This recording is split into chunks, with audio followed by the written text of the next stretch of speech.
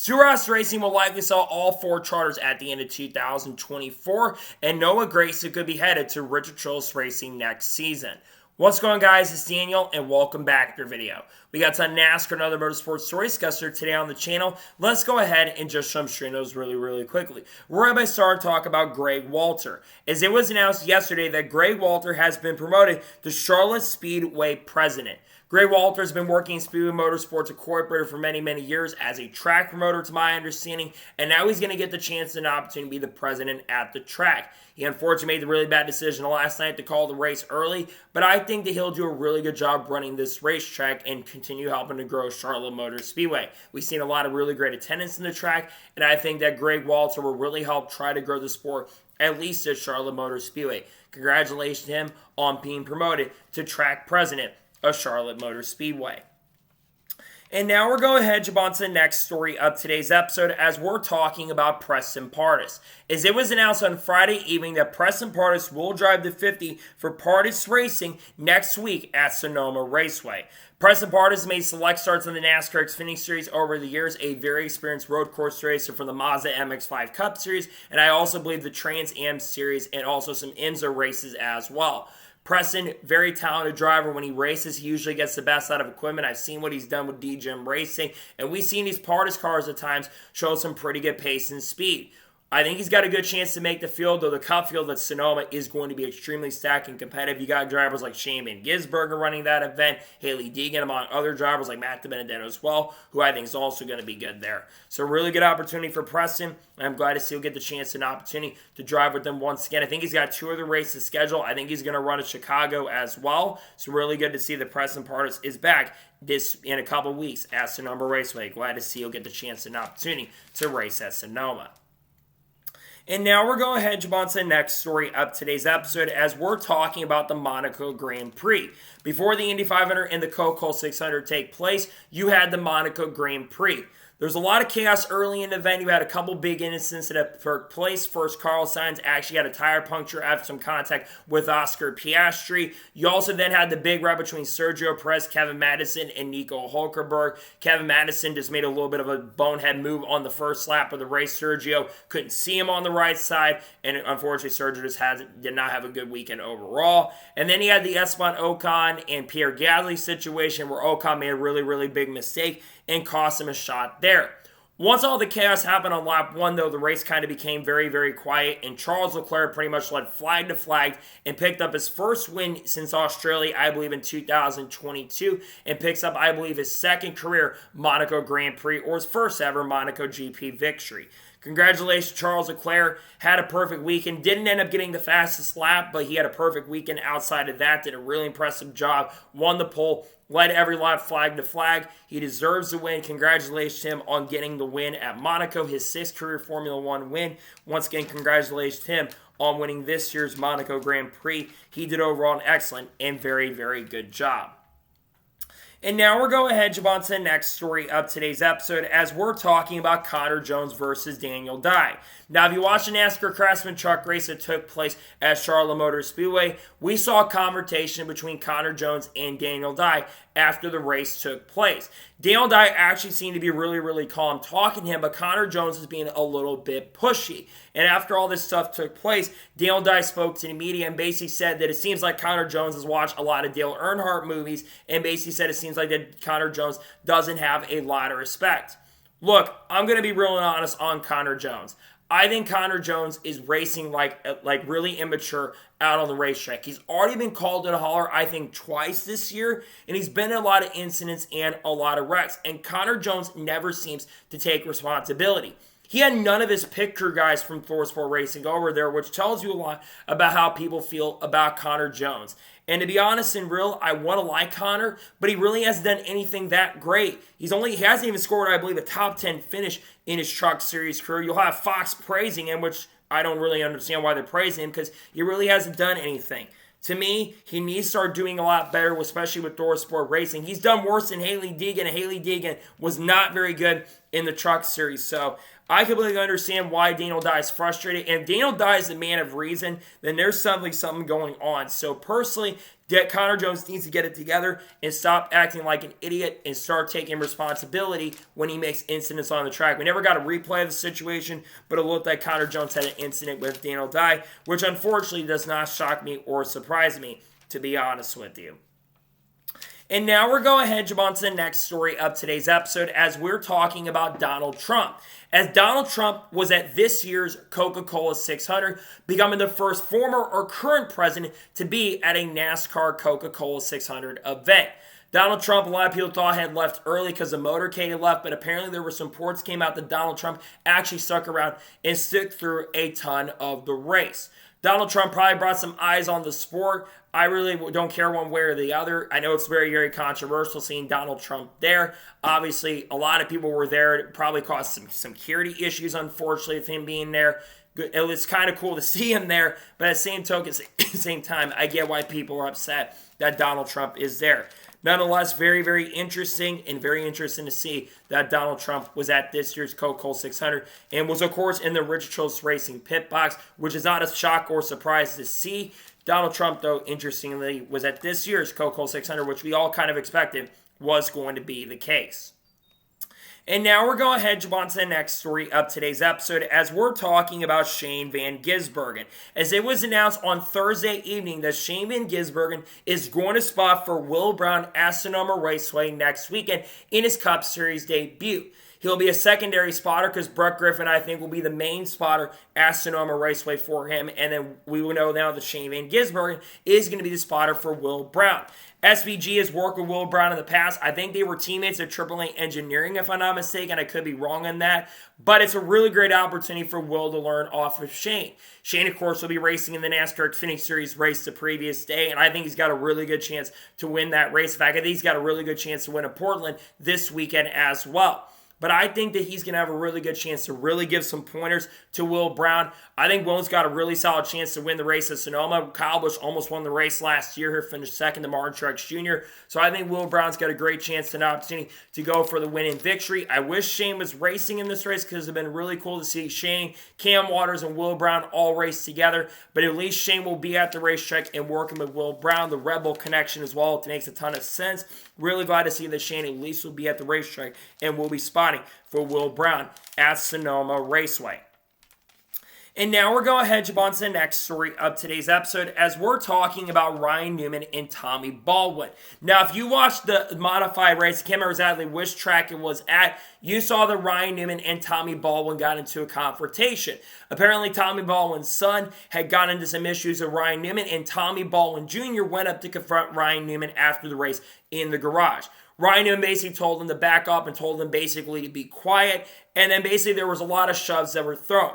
I'll be real and honest, I've never seen Ryan Newman that mad, but you really don't want to mess with Ryan Newman.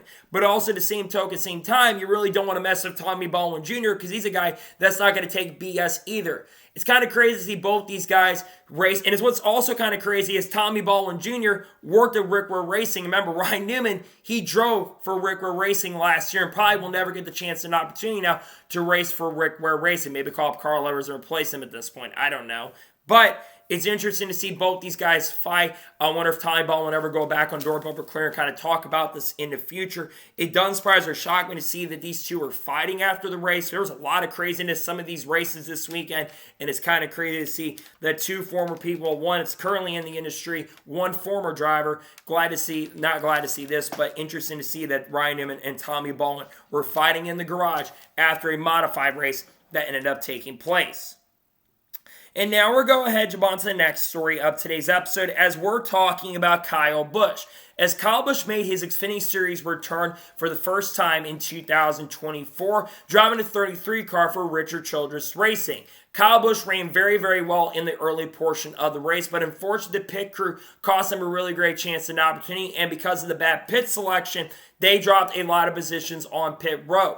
And because of the tire strategy, they never really got a chance and opportunity to get back up front. But they also let a lot of laps in the race as well. Unfortunately, it seemed like the 33 car was starting to fade. And Kyle Busch ended up finishing 6th at Charlotte Motor Speedway. Now, what's very interesting is he said on the radio being interviewed by the Drivers Only broadcast booth that he had a lot more fun racing in the Xfinity Series than he had in the Cup Series, where he ended up finishing 15th in the Coca-Cola 600 last night.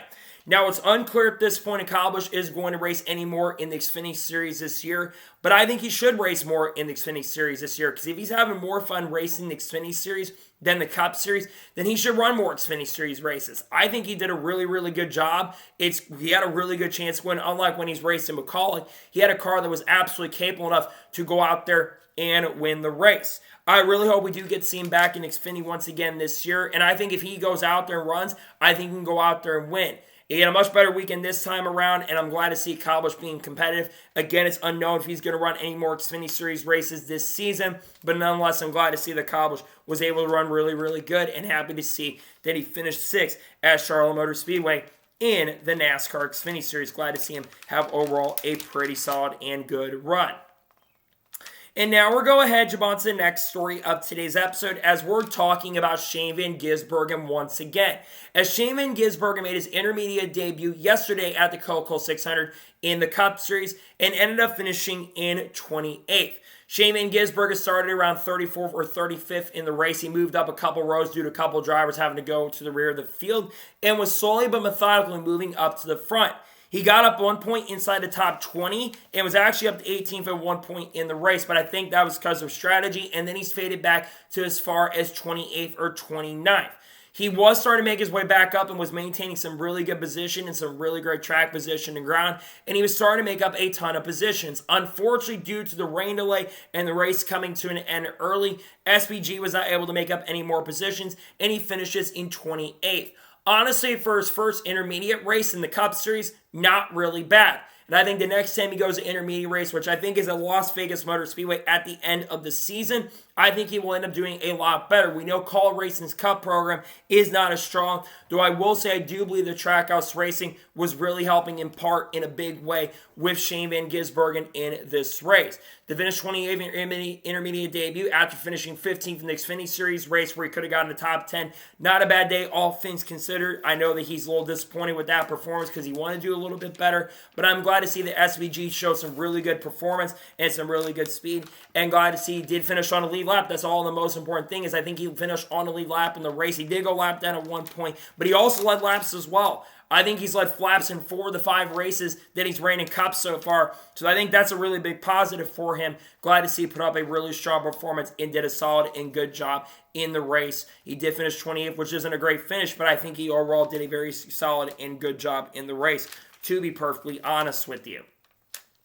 And now we're going ahead, jump on to the next story of today's episode as we're talking about the Charlotte Roval. As it was announced yesterday that Charlotte Roval will have a new configuration for 2024. They're changing up the turns. Basically, turns 16, 17, and 18 are going to be a little bit different from the previous year. They're trying to make more tighter corners. And instead of what they've had the last years, where we kind of go up into turn 6 and 7, I believe, is when you go down the straightaway, they're extending the lane a little bit in the infield, and there is now going to be a hairpin.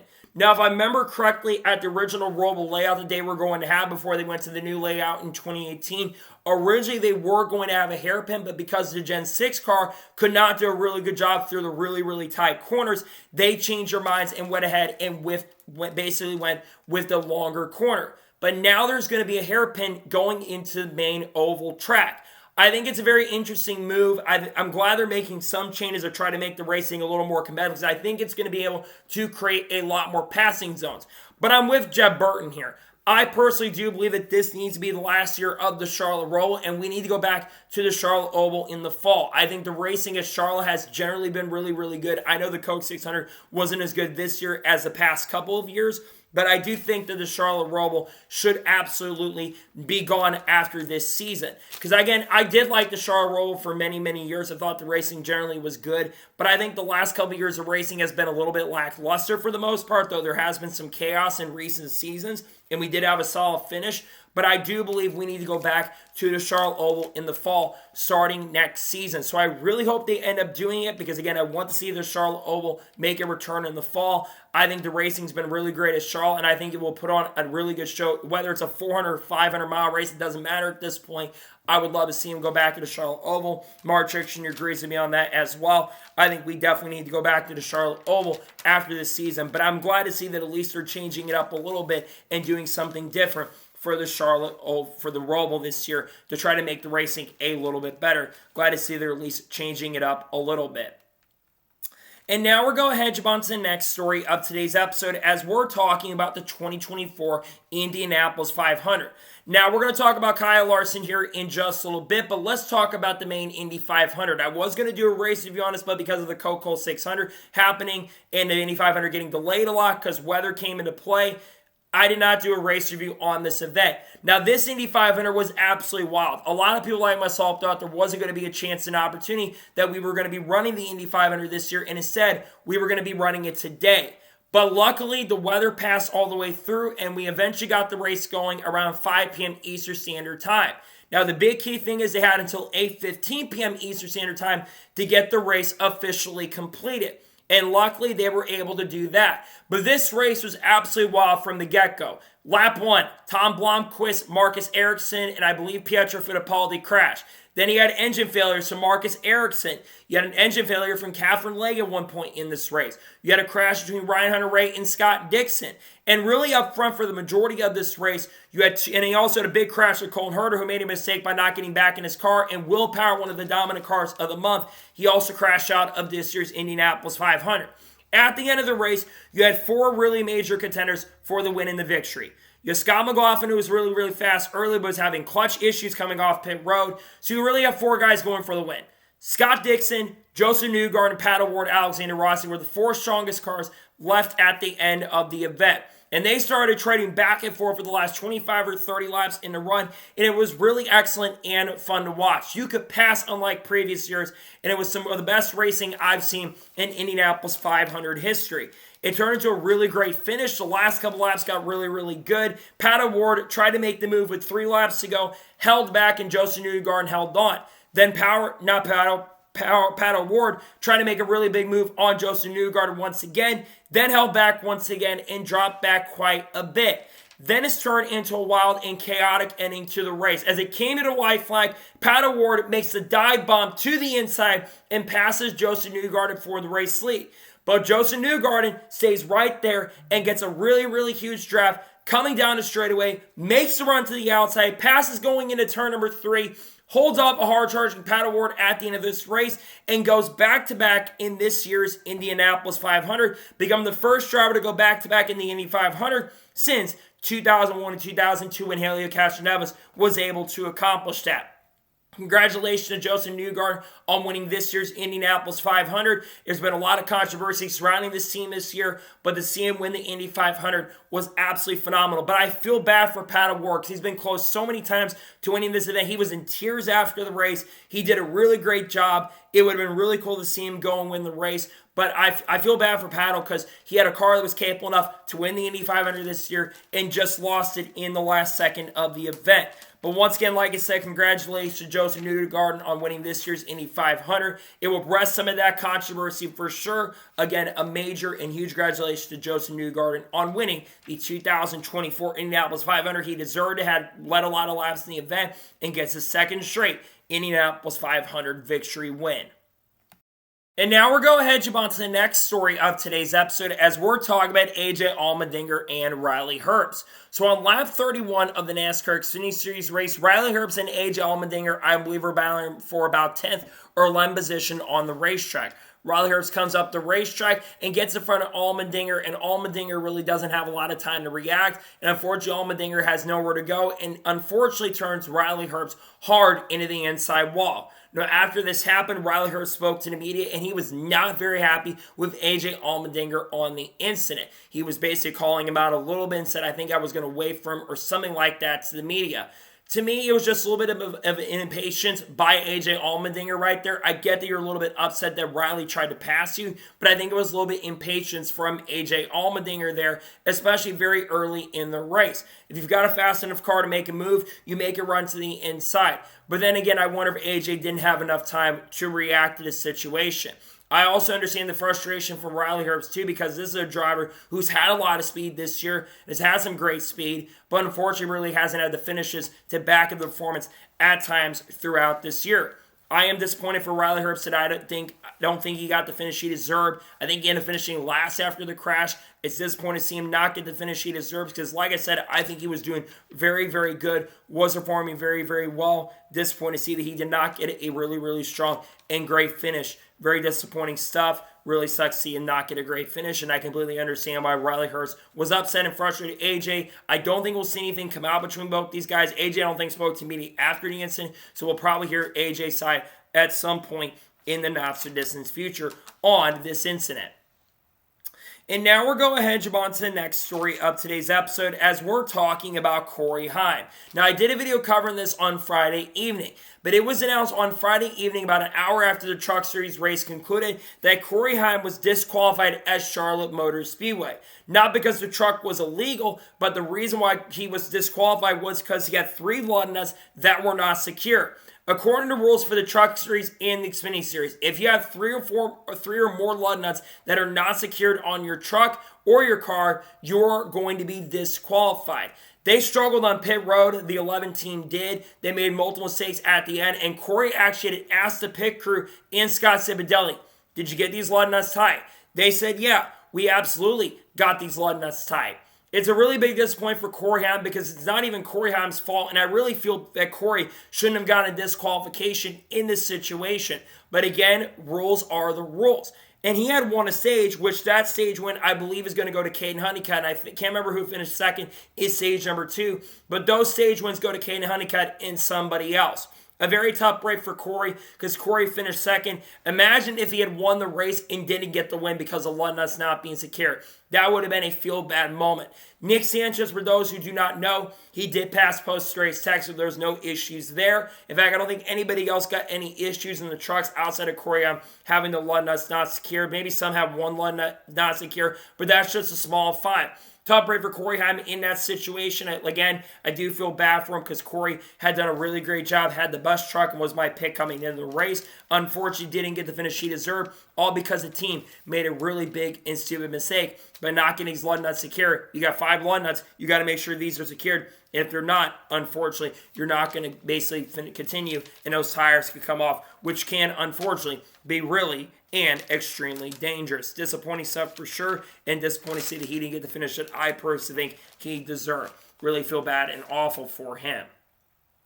And now we're going ahead to jump on to the next story of today's episode as we're talking about the 8 trademark. Now, if you've been on YouTube over the course of the last couple of days, you have seen the situation with the 8 trademark. I've covered it on the channel. But 2 people that have been doing a really good job covering this story are Break Card, a really great YouTuber, and Joey Tarantel, I think that's how he spells his name if I'm not mistaken. They both have been doing a huge investigation on the 8 trademark. Teresa Earnhardt, who's Wicked Witch of the South, has been holding that trademark for many, many years.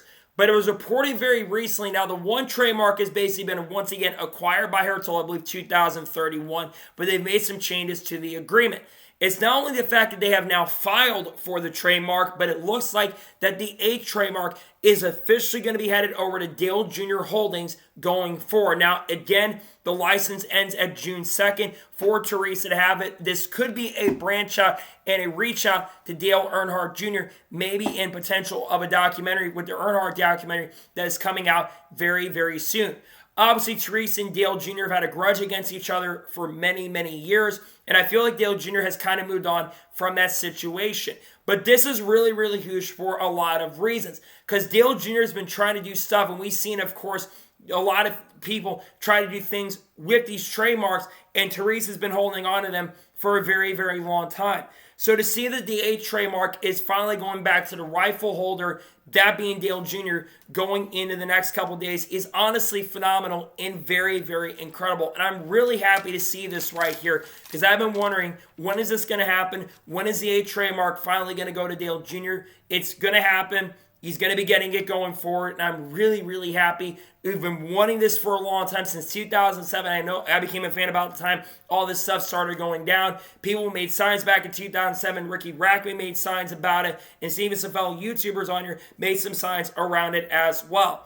I'm really, really just glad to see that the A trademark is going back to the rightful holder, and that being Dale Jr. The 1 trademark, unfortunately, will be gone because the 15 trademark has been taken by Michael Waltrip for the Michael Waltrip Brewing Company in recent years, and now you've got the A trademark that is finally going back to Dale Jr. Now, if he wants to do a throwback to Budweiser, he absolutely can. If he comes back and runs an Xfinity Series race in the future, he absolutely can do that. So, overall, this is really, really huge. Really excellent news. I'm just so happy to see that the A trademark is finally going to the rightful holder, that being Dale Jr. Just a really happy and excellent day and a really huge day for the sport overall, in my honest opinion. Just really excited about this as a fan of Dale Jr.'s. I'm just glad to see that the rightful holder has finally gotten the trademark that he absolutely deserves. And now we're going ahead, jump on to the next story of today's episode as we're talking about Ryan Blaney and Scott McLaughlin. Now we're going to talk about Kyle Larson attempting to double in just a little bit. But being interviewed by the media for the Cup Series Coca-Cola 600 took place, Ryan Blaney was asked about the potential of doing the Indy NASCAR double. Well, Ryan Blaney actually spoke to the media on this situation. He says that he wants to do the double in 2025. He's been trying to convince Roger Penske to do it for the last couple of years. But he doesn't just want himself to do the Indy NASCAR double. He wants Scott McLaughlin to do the Indy NASCAR double as well, which of course is doing the Indy 500 and the Coca-Cola 600 on the same day. It's no secret that Scott McLaughlin has had some interest in wanting to run the Indy 500 and the Coca-Cola 600 or running a NASCAR. Scott has stated multiple times last year that he is really, really interested. And you remember back in 2018 when he was racing for Team Penske in the Australian V8 Supercar Series back then, a lot of people thought there was a chance he'd be coming over and racing in stock cars because he had the opportunity to either come over and race in IndyCar or come over and race in NASCAR. And there was a chance he could have driven a 22 car in 2019 or 2020, I believe. But instead, he went over to IndyCar, and he's been very, very successful and nearly won the Indy 500 yesterday. I would love to see Scott McLaughlin race in NASCAR because I think he actually would be extremely successful, especially on a road course. But I think of how much oval experience he has in IndyCar, and with the Indy cars and the Cup cars being so similar nowadays, I believe that he would be very, very successful in both the events. Now, that would mean Team Penske would have to run a third open car if that was to happen. And that would also mean in IndyCar they'd have to run a fourth car for Ryan Blaney's. I believe Joseph Newgarden, Will Power, and Scott McLaughlin are all under contract. I know it's a contract year for Joseph Newgarden, but with him winning a second Indy 500, he's likely going to get extended by Team Penske, especially the whole scandal that took place. I don't imagine that he's going to be leaving anytime soon.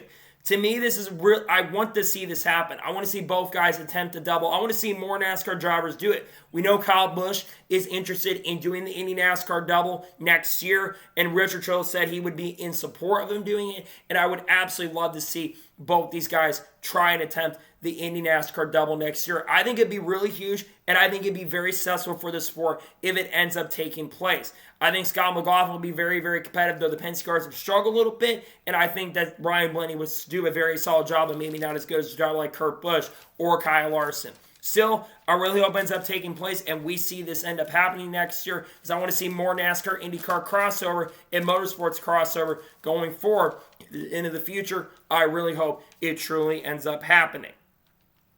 And now we're going ahead and jump on to the next story of today's episode as we're talking about Kyle Larson. Now, we're already talked about the Indy 500 with Joseph Newgarden getting his second straight Indy 500 victory. But the big story of this year's Indy 500 was Kyle Larson, who was attempting to do the Indy NASCAR double, run the Indy 500 and the Coca-Cola 600 on the same day.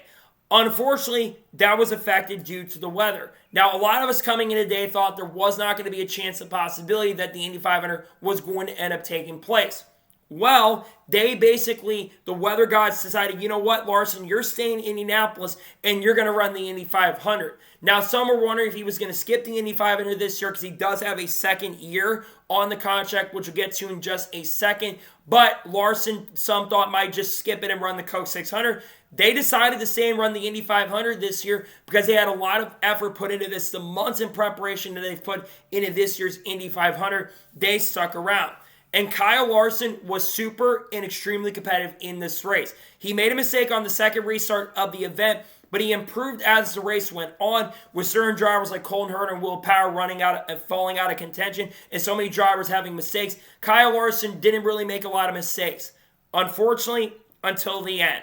With around 70 laps to go in the Indy 500 after Kyle Larson was running as high as 6th position in the event, Kyle Larson sped on pit road, went a little bit too fast. And it unfortunately cost him a shot at winning this year's Indy 500 and actually went a lap down because of the speeding penalty. However, he got a very lucky break because a caution would come out with around 50 laps to go for Will Power. And he decided to come down pit road after taking the wave around.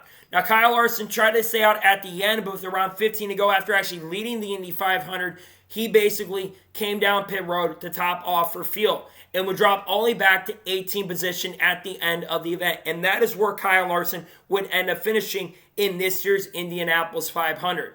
Kyle Larson then tried to fly over and run the Coke 600, but as Kyle Larson had arrived at the Coke 600, the rain fell and he never got a chance to run the Coca-Cola 600 this year.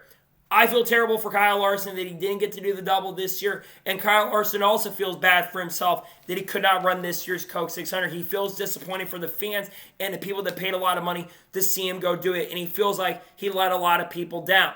Personally, Kyle, I don't know if you're going to watch this video, but you did not let me down or anybody down.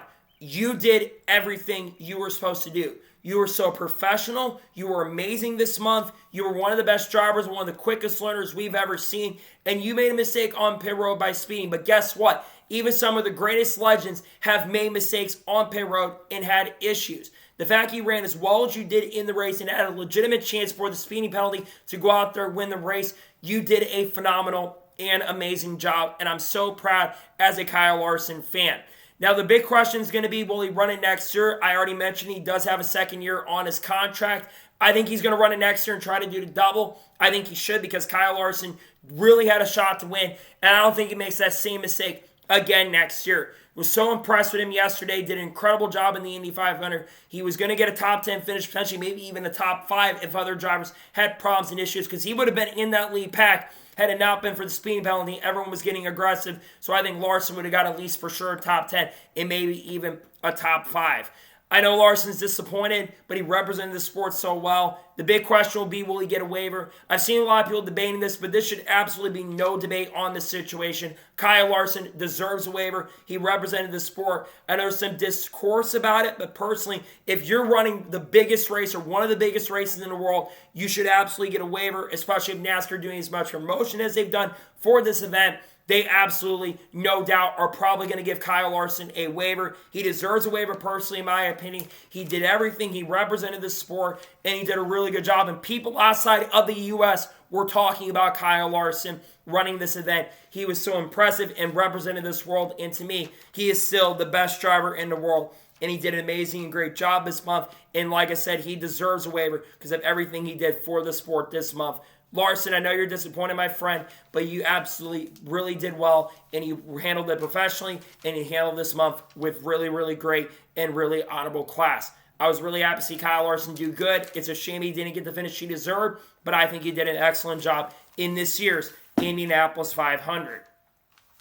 And now we're going ahead to jump on to the next story of today's episode as we're talking about Ricky Stenhouse Jr. and Kyle Busch. Now, we already talked about the big fight that took place after the fight that took place at North Wilkesboro.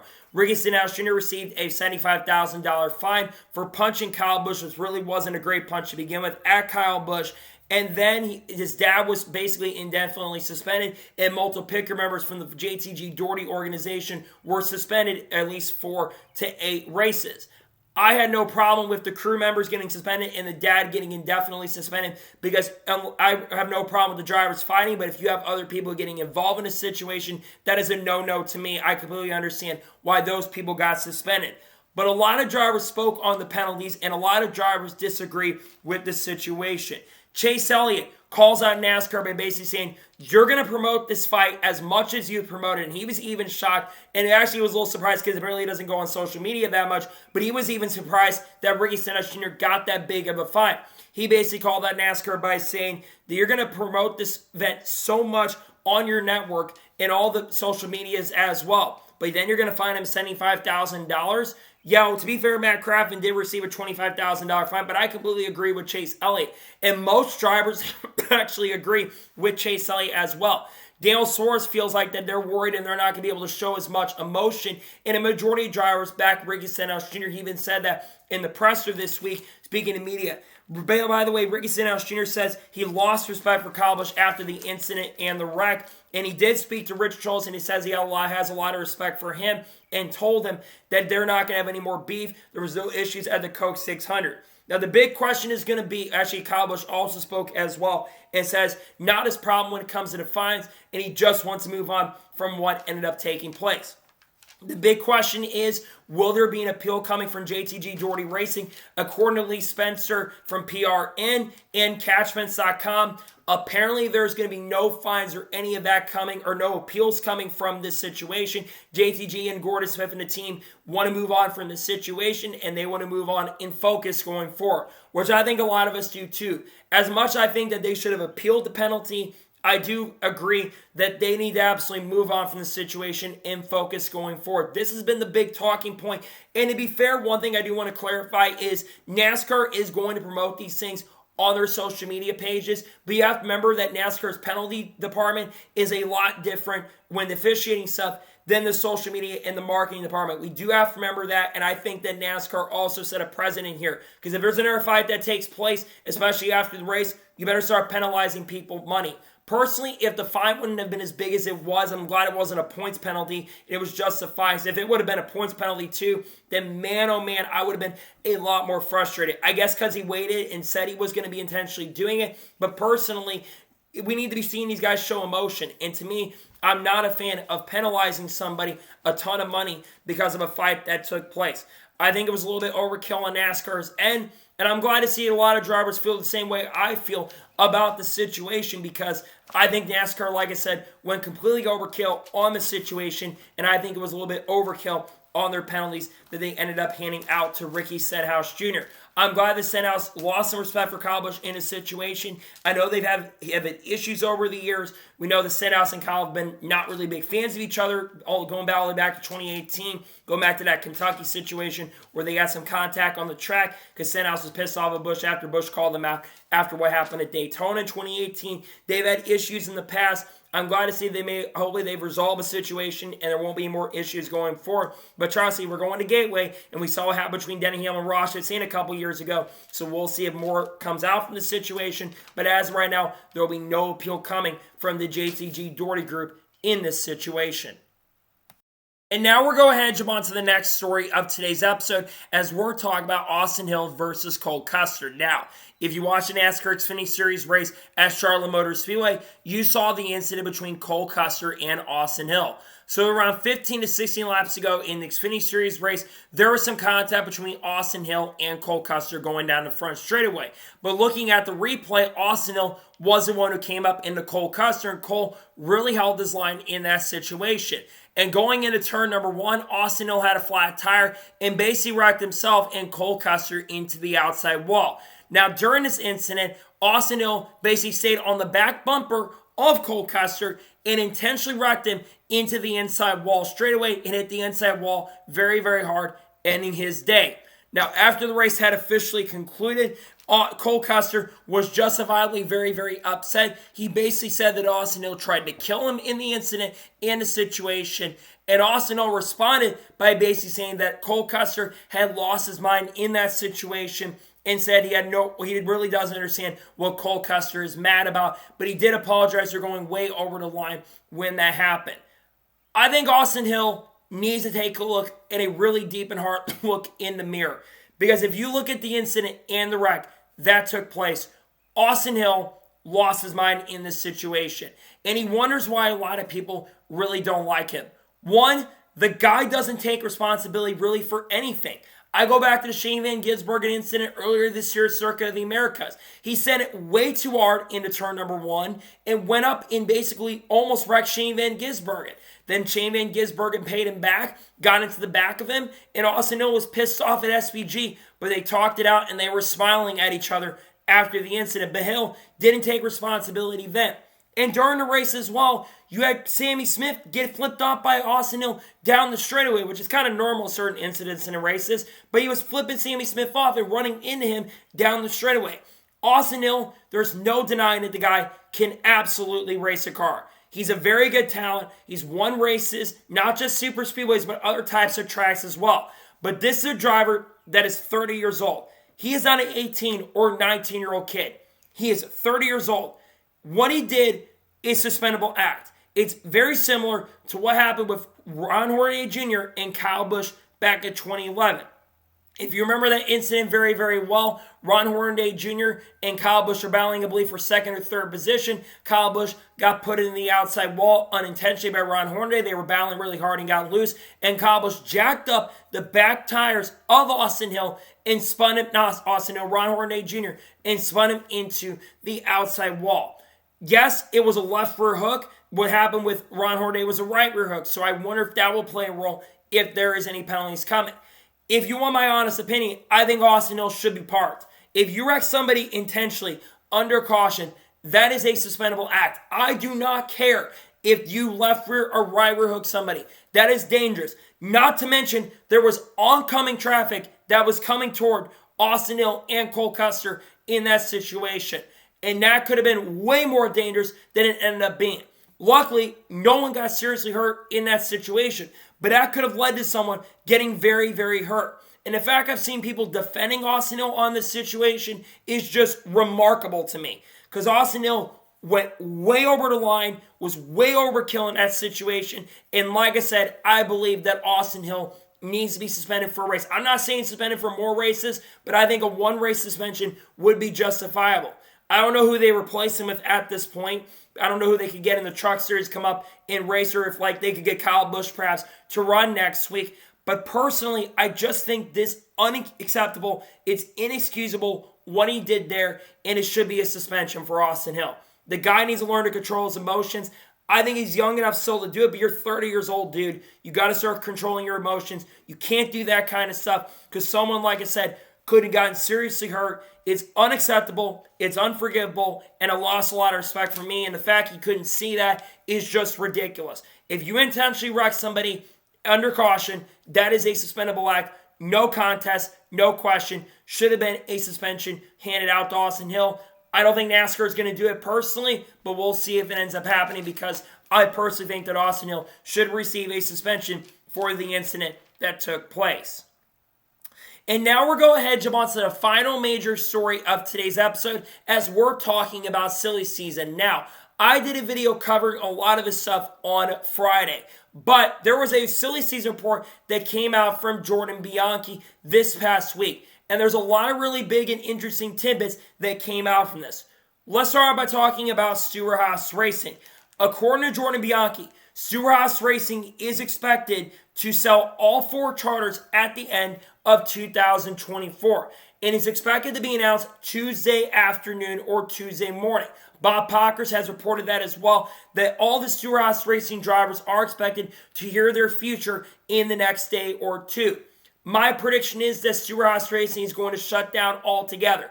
Not just their Cup Series program, because it sounds like they could still have their Xfinity Series program at the end of this year. But it sounds like all 4 charters are going to be going away from Stewart-Haas Racing at the end of the year. It's no secret that Tony Stewart has lost interest in wanting to run in the Cup Series. He's been really, really focused on the Xfinity Series program, not Xfinity, the NHRA program running over there. He's having a lot more fun there. He actually competed in Cletus McFarland's big event there. He had a lot of fun running in that event. And I think he's lost interest in Gene Haas is dealing with some legal stuff. So that's one thing to really look at, is one of the big reasons why I think Stewart-Haas Racing is going to sell all their charters. So what happens to the 4 charters from Stewart-Haas Racing?